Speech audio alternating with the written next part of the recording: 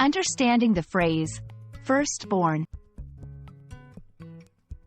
Hello there. Today, we're going to delve into the meaning and usage of the phrase, firstborn.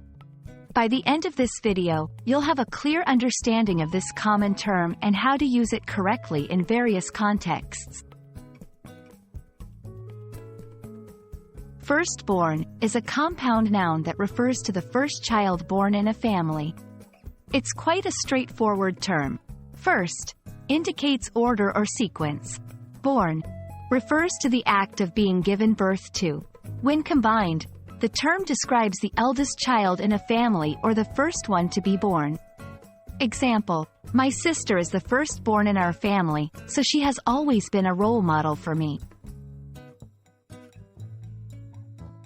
In many cultures and traditions, the firstborn, especially a firstborn son, has held special significance.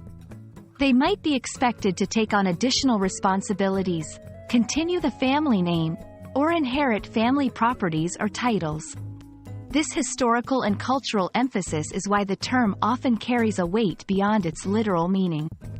Example: in some royal families, the firstborn is often the heir to the throne. Sometimes, firstborn is used in a more casual or exaggerated way in day-to-day conversations. For example, 1. Offering one's firstborn. This is a humorous exaggeration, implying that someone is willing to give up something very precious in exchange for a favor or item. Example: I'd give my firstborn for a slice of that cake right now. 2. Like a firstborn, describing something with great care or importance. Example: he treats his car like a firstborn. He cleans and checks it every day. The phrase, firstborn, can be a simple descriptor of family order, but its significance can vary based on context, culture, and history. Whether you come across it in literature, conversations, or historical texts, you'll now have a deeper understanding of its meaning.